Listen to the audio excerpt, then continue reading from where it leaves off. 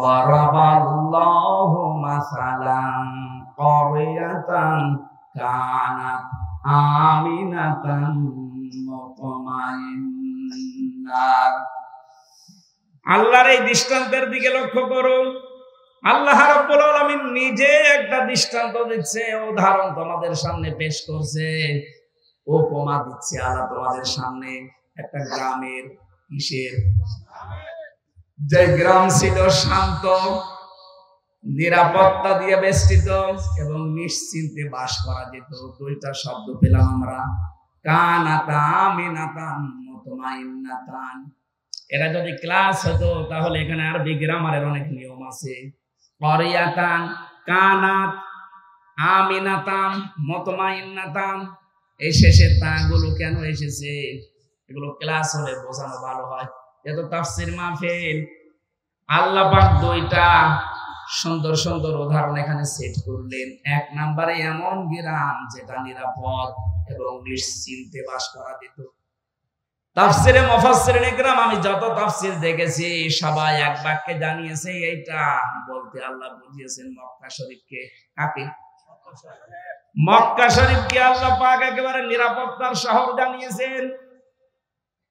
আত-তিনি ওয়াজ-যাইতুনি ওয়া তুরি সিনিনা ওয়া হাযাল বালাদিল আমিন। এটা একটা নিরাপদ শহর। এবার আসেন তো বাংলাদেশের সাথে এই শব্দটা মিলাই। আমরাও কিন্তু ঠিক নিরাপদে ছিলাম, হঠাৎ করে সে 47 থেকে আরম্ভ হয়েছে। কি 47 থেকে আরম্ভ? এর আগে তো শান্ত শিষ্ট নিরাপত্তা বেষ্টন করে আমরা ছিলাম। কারণ 800-850 বছর আমাদের এই এলাকাটা, এ পুরা ভারতবর্ষ মুসলমানদের হাতে ছিল। মুসলমানদের যখন হাতে ছিল তখন শিরক এত বেশি ছিল না। কারণ মুসলমান ক্ষমতা নেওয়ার পরে যে কাজগুলো করবে তার এক নম্বরে তারা শিরক বন্ধ করবে। সূরা আলে ইমরানের 93 নম্বর আয়াতের তাফসীর করা আছে। আমার তাফসীর আজকে হচ্ছে কোরআন বিল কোরআন। ভালো করে খেয়াল করুন ভাই। ইন্না আউওয়ালা বাইতিন উযিআ লিন-নাসি লাল্লাযী বিবাক্কাতা মুবারাকান ওয়া হুদাল লিল আলামিন। আল্লাহ পাক বলেন পৃথিবীর প্রথম ঘর যেটা প্রতিষ্ঠিত হয়েছে, যেটা বানানো হয়েছে বাক্কায়, মানে মক্কায়। মক্কার প্রাচীন নাম হচ্ছে বাক্কা। এর ভেতরে এক নম্বরে মুবারাকান, বরকতময় করে দিয়েছি আমি আল্লাহ এই ঘরকে। 2 নম্বরে এখানে হেদায়েতের মশাল জ্বালিয়ে দিয়েছি तमाम বিশ্বের মানুষের জন্য। দুইটা বিষয় আল্লাহ জানালেন এই ঘর সম্পর্কে, যেটা বরকতময়, এটা হেদায়েতের মশাল। আমান দাখালাহু কানা আমিনা। কেউ যদি ঘরে প্রবেশ করে আল্লাহ তাকে নিরাপত্তা দিয়ে দেয়। কে বলছেন? কি পেলেন শোনার পরে আপনি খালি শুনেই যাবেন, আমি বলে যাব না। এখান থেকে কিছু নিয়ে আমাদের জীবনে এবার লাগানো লাগবে। কথা বলেন না কেন? আল্লাহ যে বললেন আমান দাখালাহু কানা আমিনা, এই ঘরের এরিয়ার ভেতরে যারা আসবে তাদেরকে নিরাপত্তা দেবে কে? আপনি দেখেছেন কেমন নিরাপদ ঘর? অথচ এরিয়ার বাইরে গেলে দেখবেন চিন্তায় হয়, মারামারি হয়, গালাগালি হয়, দেখলে মেরে ফেলবে। কিন্তু এলাকার ভেতরে আপনি যতক্ষণ থাকবেন, ওই সে আবাহমান কাল থেকে কেউ যদি বাবার হত্যাকারী কেউ দেখে যে কাবার চত্বরে কিচ্ছু বলতো না, এমন নিরাপদ আল্লাহ দিয়েছিলেন। এখন আমার প্রশ্ন, বাংলাদেশ কি কাবা শরীফ? কথা বুঝে উত্তর দেবেন। বাংলাদেশ কি কাবা শরীফ? এটা কাবা থেকে 6000 কিলোমিটার দূরে। তাহলে আমাদের 56,000 বর্গ মাইলকে নিরাপত্তা দিয়ে বেষ্টন করা লাগবে না? কি শত্রু দেখতে পাচ্ছেন না চারিদিকে? পাশের রাষ্ট্র আমাদের প্রতিবেশী, ওদের সাথে যাদের যাদের বর্ডার আছে তারা প্রত্যেকটা বর্ডারে মার খায়। পাকিস্তান বর্ডারে মার খায়, চীনের বর্ডারে মার খায়, মায়ানমারের বর্ডারে মার খায়, নেপালের বর্ডারে মার খায়। আর যত মার আমাদের দেয়, ওরা মার খেয়ে শেষ করে না। দেখবেন পাকিস্তানে আর চীনের কাছে মার খেলে ওরা বলিউডে সিনেমা তৈরি করে। ওইটা দিয়ে ওরা সিনেমা বানায়। সিনেমার নায়ক দেখেছেন? আল্লু অর্জুন, রামচরণ, প্রভাস, এদেরকে দিয়ে সিনেমা বানায় আর ওটা আবার হিট করায়। আর এইটা দিয়ে আমাদেরকে টাকা পয়সা যা উপায় হয় ওটা দিয়ে আমাদের মারে। ওরা মায়ের খায় পাকিস্তানের বর্ডারে, চীনের বর্ডারে, মায়ানমারের বর্ডারে। আর মারে কাদের বলেন? নিরাপত্তা দেওয়ার জন্য এবার কি লাগবে বলেন? আল্লাহ বলেন এই তো কাবা শরীফ না তোমার বাংলাদেশ ৬,৫০০ কিলোমিটার দূর। তাহলে এইটাকে যদি নিরাপত্তা দিয়ে ঢেকে রাখতে চাও কি করা লাগবে? এবার আসেন, আমি বলছি সূরা আনআম ৭ নাম্বার পারা ১৭ নাম্বার পৃষ্ঠা, প্রথম নাম্বার লাইনের ৮২ নাম্বার আয়াতের প্রথম অংশে আছে। আধুনিক যে তাফসীর আছে সব মিলাবেন, এটা পাবেন। আল্লাযীনা আমানু ওয়া লাম ইয়ালবিসু ঈমানাহুম বিযুলমিন উলাইকা লাহুমুল আমনু ওয়া হুম মুহতাদুন। আল্লাহ পাক বলেন যারা ঈমান আনবে আর ঈমানের সাথে যারা জুলুম মিশ্রণ করবে না। এখানে জুলুম মানে শিরিক। জুলুম মানে কি? যারা তাদের ঈমানের সাথে শিরিক মিশ্রণ করবে না, আমি আল্লাহ গ্যারান্টি দিলাম উলাইকা, যেন এইভাবে হাত দিয়ে দেখাচ্ছে বাংলাদেশের দিকে যে উলাইকা, এই মানুষগুলো লাহুমুল আমনু, এরা আল্লাহর কাছ থেকে নিরাপত্তা পাওয়ার হকদার। তাহলে বাংলাদেশ যদি নিরাপত্তার চাদরে কাবা শরীফের মতো ঢেকে রাখতে চান, এ দেশ থেকে জুলুম শিরিক বন্ধ হওয়া লাগবে। এদেশে শিরিক নেই বলেন? প্রকাশ্য শিরিক চলছে একটা, যে ক্ষমতার উৎস জনগণ, এটা শিরিক। এটা কারা আছেন এই বিশ্বাসে আমি জানি না। হ্যাঁ আছেন আপনারা, আমি জানি অনেকেই আছেন এই বিশ্বাস। এখনই পাল্টানো লাগবে, এটা শিরিক। কারণ আল্লাহ যেটা পারে ওইটা অন্য কেউ পারে, এই বিশ্বাস করার নাম শিরিক। আর শিরিক যারা করে তারা মুশরিক। কথা বলে না কেন? আইন দিতে পারে কে? অন্য কেউ পারে। ক্ষমতা দেখাতে পারে কে? অন্য কেউ পারে। সুতরাং আল্লাহ যেটা পারে ওইটা অন্য কেউ পারে, বিশ্বাস যারা করেন। ক্ষমতার উৎস আল্লাহ বারবার বলছে আন্নাল কুওয়াতা লিল্লাহি জামিআ কুলিল্লাহুম্মা মালিকাল মুলকি তুতিল মুলকা লিল্লাহি মুলকুস সামাওয়াতি ওয়া মা ফিল আরদ। এরকম ৯৫০ উপরে আয়াত আছে। ডাইরেক্ট ইনডাইরেক্ট ক্ষমতার উৎস কে? সেইটাকে আজ উল্টিয়ে ফেলেছেন আপনি। আপনি বলছেন না ক্ষমতার উৎস জনগণ। এই বিশ্বাস করেন কারা? আমি জানি না। যারা করেন এখনই মত পাল্টান। আপনার বিশ্বাস যদি এখনই না পাল্টে ওইভাবে মারা যান, আপনি শিরিক করছেন। আর শিরিক করলে আপনি মুশরিক।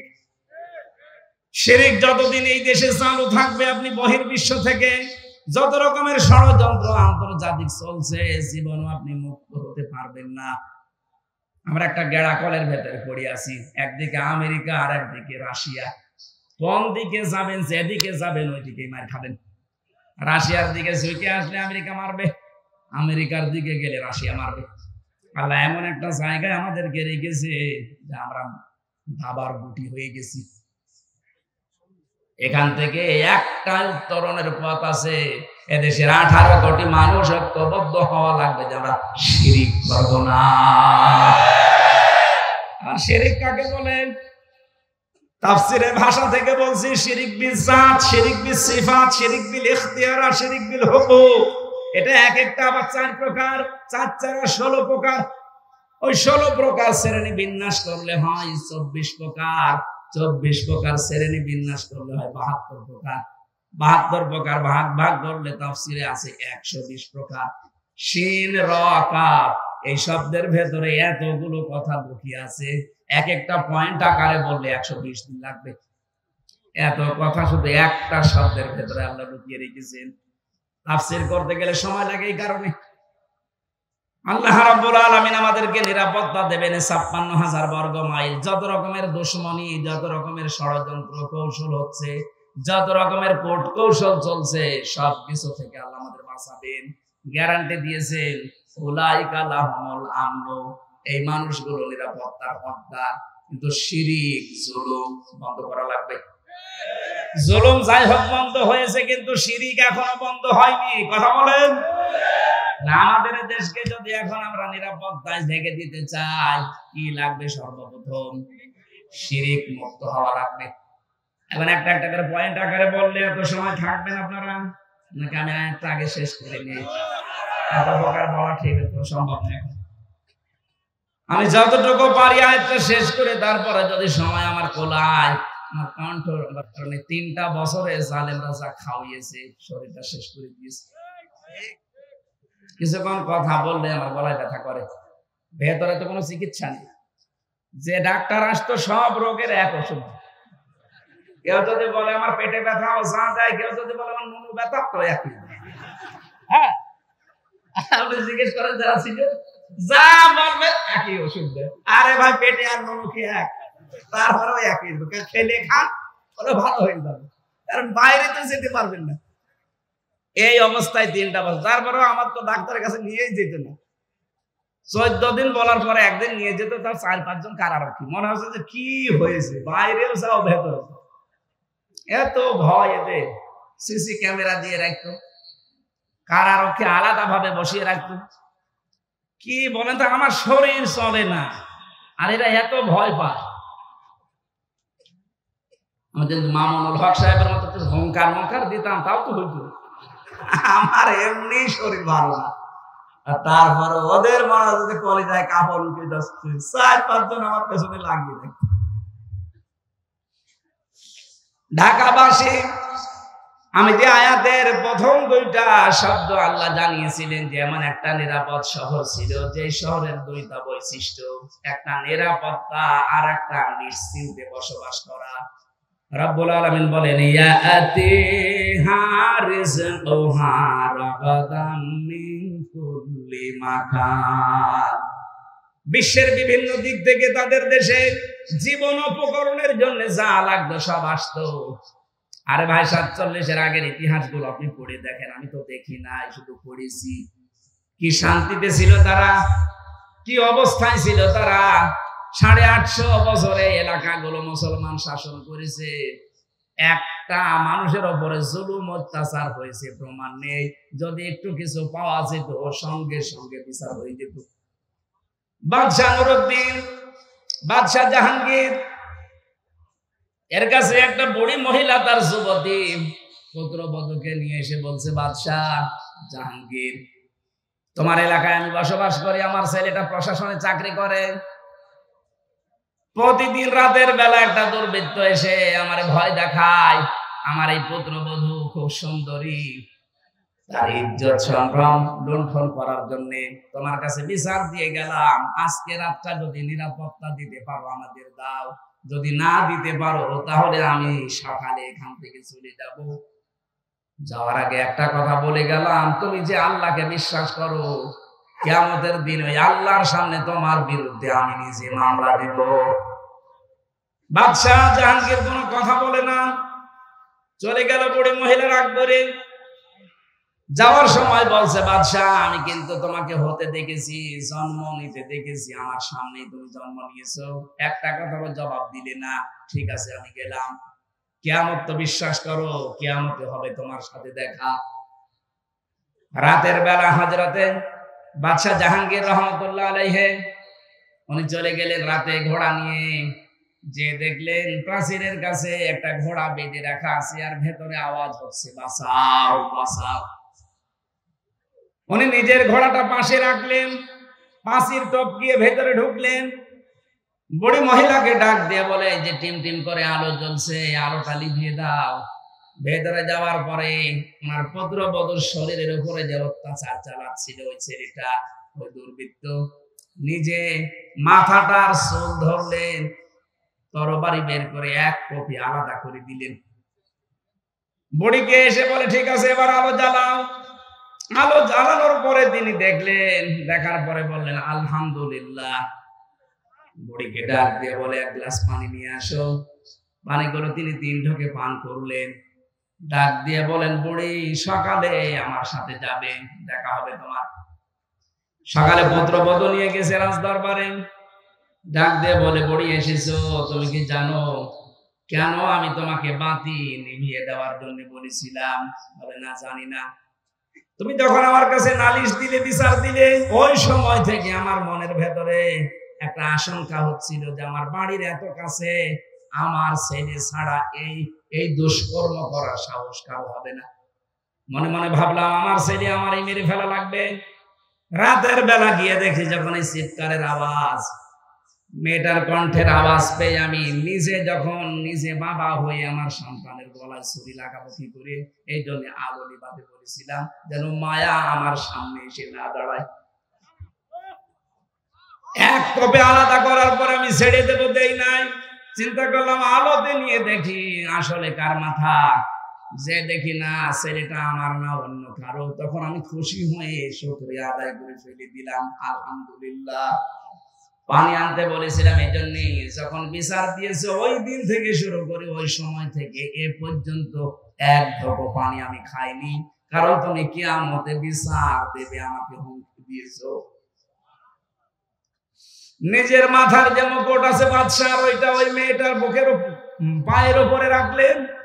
পায়ের কাছে রেখে বাদশাহ জাহাঙ্গীর ডাক দিয়ে বললেন, বুড়ি, মুসলমানদেরকে কি মনে করো আমি জানি না, আমার যে মাথার মুকুট, এই এলাকাটা আমার বাপ দাদারা মিলে আমরা আজ মুসলমানেরা 850 বছর শাসন করছি।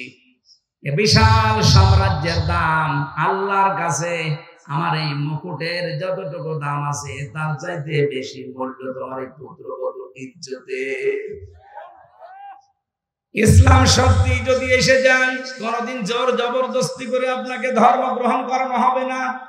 হয়তো আপনাকে বলতে পারি যে 4500 ধর্মের গ্রন্থ আছে দুনিয়ায়, আপনি আমাদেরটা পড়েন। বিবেক যদি আপনার একটু কাজ করে, আমি জানি কোরআন একটু বুঝে পড়লে আপনি আর অন্য ধর্মে থাকবেন না। যশোরের এক কলেজের অধ্যাপক, হিন্দু, বিসিএস ক্যাডার, স্যারকে আমি বলেছিলাম যে স্যার আপনি মাত্র 3 মাস এই কোরআন শরীফটা বাংলা পড়বেন, আপনাকে আমি মুসলমান হতে বলি না। 3 মাস পরে দেখি উনি নিজের থেকে বলছে আমি মুসলমান হয়ে যাব। আমাদের ধর্মে কিন্তু লা ইকরাহা ফিদ্দিন, জোর জবরদস্তি নেই, বাড়াবাড়ি নেই। যদি বাড়াবাড়ি জবরদস্তি থাকতো 850 বছরে এই এলাকায় কোন হিন্দু থাকতো না। অথচ আমরা কি দেখতে পাচ্ছি, মাত্র কয়েক বছরের ব্যবধানে আপনারা এলাকায় দায়িত্ব পেয়ে পাশের রাষ্ট্র প্রতিবেশী আপনারা, অথচ কি করছেন এখন? এখানে মিথ্যা ধোয়া তোলেন, আর ভারতে হিন্দুরা মুসলমানদের উপরে অত্যাচার করেন। আপনারা আবার মানবতার কথা বলেন, আপনার মুখে মানবতার কথা মানায়। যারা মসজিদ ভেঙ্গে মন্দির বানায়, এক কথা বলেন কেন? বাংলাদেশে একটা মন্দির ভেঙে মসজিদ বানানো হয়েছে, যদি প্রমাণ দিতে পারেন এ দেশ আপনাদের হাজারা তুলে দেব। আপনারা কি ওদার মনের পরিচয় দেন? এত বড় বিশাল দেশ বলে আপনাদের জায়গা নেই। মসজিদ ভেঙে মন্দির বানানোর আগে কোন কারণে? মসজিদ গুলো ভেঙ্গে ভেঙ্গে মন্দির না বানিয়ে মানুষের কর্মসংস্থান তৈরি করেন। আপনাদের উপর আল্লাহর দয়া, আল্লাহর মায়া মহব্বত আসবে। আল্লাহ পাক বলেন এই যে ইয়াতিহা রিজকুহা রাগাদাম মিন কুল্লি মাকান, তাদের কাছে বিভিন্ন দিক থেকে রিজিক আসতো। ওই সময়ের কথা বলছি, সিরিয়া থেকে, ইয়েমেন থেকে, আশপাশের রাষ্ট্রগুলো থেকে জীবন উপকরণের জন্য যা লাগে আল্লাহ সব ওদের মাধ্যমে পাঠাতেন। মানুষের মনোভাবে তৈরি করে দিতেন, তারা মানবতার খাতিরে হলেও পাঠিয়ে দিত। আমরা যদি আজ আফগানিস্তানের মতো আল্লাহর উপরে ঈমান এবং তাকওয়া অর্জন করতে পারি, শুধু পাকিস্তান না, শুধু তুরস্ক না, শুধু রাশিয়া না, বিশ্বের যত মানুষ আছে তাদের ভেতরে আল্লাহ আলাদা একটা মনুষ্যত্ব তৈরি করে দেবে, মানবতা বোধ জাগিয়ে দেবে। তারা বাধ্য হবে আমাদের জন্য জীবন উপকরণ সব পাঠিয়ে দিতে। ভারত ছাড়া যদি আশপাশের সবগুলো দেশ চলতে পারে, আমি ইতিহাস পড়ে দেখেছি মায়ানমার, ইতিহাস পড়ে দেখেছি নেপাল, পাকিস্তান, চীন, ভুটান, যতগুলো দেশ আশপাশে আছে, আফগানিস্তান সহ, একটাও ভারতের সাথে এদের সাথে সম্পর্ক না রেখে যদি চলতে পারে, 18 কোটি মুসলমান এ মুশরিকদের সাথে সম্পর্ক ছাড়া চলতে পারবে? কোন দরকার নেই আপনাদের সাথে আমার। প্রতিবেশীর কাজ যদি প্রতিবেশীর মতো না হয়ে, এত বড় জঘন্য প্রতিবেশী পৃথিবীর কোন রাষ্ট্রের পাশে আমি পাইনি। কয়েকদিন আগে সিঙ্গাপুর, মালয়েশিয়া, থাইল্যান্ড কতগুলো দেশ ঘুরলাম, ওই আপনাদের মতো এরকম নিকৃষ্ট মানের প্রতিবেশী তো আমরা পাইনি। জর্জার মূল্য তার এই যদি শুরু করেন, তামাম দুনিয়ায় কিন্তু মুসলমান 2 নম্বরে আছে। আপনারা হিন্দু মাত্র 130 কোটি আর মুসলমান 200 কোটি। একজন করে যদি ধরা হয়, এই পৃথিবীতে একটা হিন্দু আর থাকবেন না। প্রতিবেশী, এই জন্য আমরা আর কিছু বলছি না। ওনার প্রতিবেশী প্রতিবেশীর মতো থাকেন। গণহত্যাকারী একজন খনিকে আশ্রয় দিয়ে এরপরে আবার মানবতার কথা বলেন, আপনাদের মুখে এটা মানায় না। লজ্জা যদি থাকে তাড়াতাড়ি ফেরত দিয়ে দেন, আমরা ফাঁসি দিয়ে দিই। কারণ বিচারক যারা আছে, আপনি তাকান, অ্যাডভোকেট যারা, ব্যারিস্টার যারা, তারা বলছে উনি যা করেছে 160টার উপরে অলরেডি মামলা হয়ে গেছে, ওনারে কমপক্ষে জেনুইন ভাবে 100 বার ফাঁসি দেওয়া যাবে। 100 বার লাগবে না, একবার দিলেই তো শেষ। আপনারা নিজেরা বলতেন যে আমাদের স্বামী স্ত্রীর সম্পর্ক কিসের স্বামী স্ত্রী? আপনি যদি সত্যি স্বামী হয়ে থাকেন তাহলে তো স্ত্রী চলে গেছে, সাথে গেছে আর স্বামী। এই দেশ থেকে আমরা যারাই দেখি বিদেশে যাই, তারা রেমিটেন্স যোদ্ধা, তারা টাকা পাঠায়, অথচ 2 জন আজ 3 মাস 4 দিন হয়ে গেল একটা টাকা পাঠায়নি। কেউ স্বামীর পকেট মারেন, কেউ দুলাভাইয়ের পকেট মারেন। অন্তত 2 বোন মিলে যদি মাসে মাসে 50,000 করে তো টাকা পাঠানো যায়। আমরা ঋণে জর্জরিত হয়ে আছি, আর একটা টাকা 3 মাস 4 দিনে পাঠালেন না, আবার ষড়যন্ত্র করেন। থামেন। আর আপনাদেরকে বলবো, এই গণহত্যার সাথে যারা জড়িত, এই পৃথিবীতে ইতিহাস, হিটলার, চেঙ্গিস খান, এই যে লক্ষণ সেন, যারাই পালিয়ে গেছে পৃথিবীতে মানব হত্যার সাথে যারা জড়িত, তারা দুনিয়ায় কোনোদিন ফিরে আসেনি, আসবেও না। এই জন্য ওই ফাঁদে পা দিয়ে আমাদেরকে এসপি সাহেব বলছিল যে মানুষকে জানাবেন, এই ফেসবুকে উন্মাদনায় পা দিয়ে অনেকে আজ উচ্ছৃঙ্খল বিশৃঙ্খল তৈরি করছে, এরা যেন থামে। কিচ্ছু হবে না, সব ষড়যন্ত্র মোকাবেলার জন্য দেশের 18 কোটি মানুষ প্রস্তুত। এখন আর দল বিদল নেই, এখন সব দল এক দল, আমরা হচ্ছে মজলুম। খালি ওই 14 দল বাদ দিয়ে ওরা তো এখন আর নেই, বাকি আমরা যা আছি 2-1 জন থাকলে ওরা এখন মুসলমান হয়ে গেছে। আমার বংশেরটা আমি বলছি, ওরা তো 100 জনের 98 জন আল্লাহর ওলিকে নবী মানত, এত শক্ত। কিন্তু এখন এই বিকাল, আগস্টের 5 তারিখের বিকাল 5টা বাজতে বাজতে আমার মোবাইল করে বসে, ভাতিজা আমরা সব জামাত ইসলামী হয়ে গেছি। হ্যাঁ, এখন জামাত ইসলাম। আর এতদিন বলতো আমাদের বঙ্গবন্ধু আমাদের নবী। নবী বলতো না, কিন্তু এরকম মানতো। নবীজিকে গালি দিলে কিছু বলতো না, কিন্তু ওরে যদি কেউ একটু পান থেকে চুন খসে, গোষ্ঠীতে গন্ডগোল বাজে, এরকম কঠোর অবস্থা ছিল। আর বিকাল 5টা বাজতে বাজতে ওরা বলছে, ভাতিজা তুমি কোথায়? আমরা সব জামাত ইসলামী হয়ে গেছি। এই তো 14 দলের বাইরে যারা আমরা ছিলাম সবাই আমরা মুসলিম। এখন কিন্তু উহুদের ময়দানে চলছে এই বাংলাদেশটা। একটু যদি স্লিপ কাটা হয়, এখন এই গনিমতের মান কুড়াতে ব্যস্ত থাকবেন, খালিদ বিন ওয়ালিদের মতো আকস্মিক ভাবে হামলা করে সব হত্যা করে থাকবেন। সে অবস্থায় আছে, এগুলো সব বাদ দেন। মুসলিমদের যা করা দরকার করণীয়, এখন পাহারা দেওয়া লাগবে দেশটা। বিশেষ করে যারা দায়িত্বে আছেন, সম্মানজনক একটা সময় নিয়ে তাড়াতাড়ি করে একটা নির্বাচন দেন। নির্বাচনের মাধ্যমে নির্বাচিত সরকারের আগে দেশটা তুলে দেন, তাহলে ষড়যন্ত্রগুলো বন্ধ হয়ে যাবে। আল্লাহ পাক বলেন, ফাকাফারাত বিআনউমিল্লাহি ফাযাকাল্লাহু লিবাসাল জু'i ওয়াল খাউফি বিমা কানু ইয়াসনাউন। এই মানুষগুলো আমার আল্লাহর নিয়ামতের কুফরি করেছিল। এখানে নিয়ামতের 2টা অর্থ পেয়েছি। 1 নম্বরে আল্লাহর নবী। আল্লাহর নবীকে আল্লাহ কি করে দুনিয়ায় পাঠিয়েছিলেন? নিয়ামত। কি করে বলেন তো? লাকাদ মান্নাল্লাহু আলাল মুমিনিন বাআসা ফীহিম রাসূলাম মিন আনফুসিহিম। অবশ্যই তোমাদের উপরে যারা মুমিন তাদের উপরে আল্লাহর দয়া এই যে তোমাদের ভেতর থেকে আল্লাহ একজন রাসূল পাঠিয়েছে, অথচ সেই রাসূলকে তারা মিথ্যাবাদী প্রমাণ করেছিল, মিথ্যাবাদী তারা অপবাদ দিয়েছিল। আল্লাহ এর পরের আয়াতে জবাব দিয়েছেন, লাকাদ জাআহুম রাসূলুম মিনহুম ফাকাযযাবুহু ফাআখাযাহুমুল আযাবু ওয়া হুম যালিমুন। অবশ্যই তাদের কাছে রাসূল এসেছিল তাদের মধ্যে একজন, কিন্তু তারা তাকে মিথ্যা প্রতিপন্ন করেছিল। এই কারণে আমি আল্লাহ তাদেরকে ধরেছিলাম, কারণ তারা জালিম ছিল। তাহলে জুলুম করার এখানে একটা পদ্ধতি পেলাম, যারা দুনিয়াতে আল্লাহর পাঠানো রাসূলদের সাথে মিথ্যা প্রতিপন্ন করে তাদেরকে কষ্ট দেয়, আল্লাহ পাক তাদের উপরে দুইটা শাস্তি পাঠায়। এক নম্বরে ক্ষুধা, দুই নম্বরে ভয়। আমার প্রশ্ন, এখন রাসূল দুনিয়ায় আছে?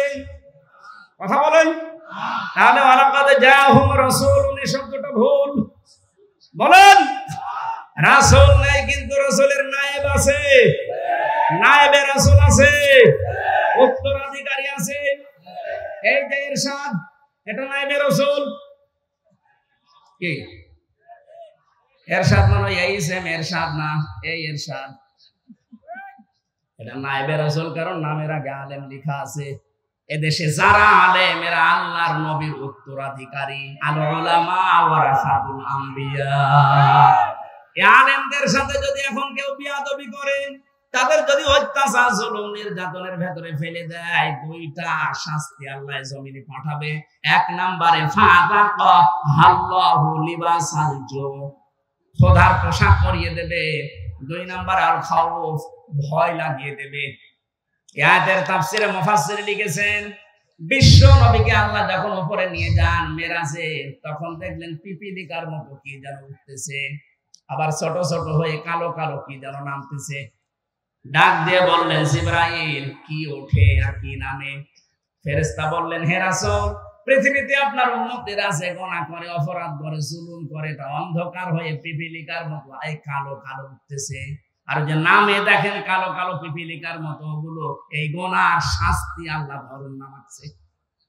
তাহলে আমাদের গুনার কারণে দুনিয়াতে শাস্তি নামে, এটার প্রমাণ আছে সূরা রোমের 41 নম্বর আয়াতে, যাহারাল ফাসাদু ফিল বাররি ওয়াল বাহর। 2 নম্বরের প্রমাণ আছে সূরা শুরা 38 নম্বর আয়াত, মা সাবাকুম মিন মুসিবাতিন ফাবিমা কাসাবাত আইদিকুম। 3 নম্বরের প্রমাণ আছে সূরা আরাফ 9 নম্বর পারা 2 নম্বর পৃষ্ঠার 1 নম্বর লাইন 96 নম্বর আয়াতে, ওয়ালাউ আন্না হাদাল আমানু ইলা আখির আয়াত। দলিলগুলো লম্বা করে বলতে পারছি না, অনেক রাত হয়ে গেছে, 11টা বাজতেছে। এই আয়াতের যে শিক্ষা আমি খুব তাড়াতাড়ি বলছি। 1 নম্বরে একটা শান্ত, নির্মল, নিরাপদ শহর আল্লাহ দিয়েছিলেন, কিন্তু ওখানে যে মানুষগুলো বসবাস করতো তাদের জন্য রিজিকও বিভিন্ন জায়গা থেকে আল্লাহ পাঠাতেন। তারা যখন আল্লাহর নিয়ামতের নাশকরিয়া করা, কুফরি করা আরম্ভ করেছিল, ওই জামানার রাসূলের সাথে আল্লাহ দুইটা শাস্তি পাঠিয়েছিলেন। 1 নম্বরে ক্ষুধা, 2 নম্বরে ভয়।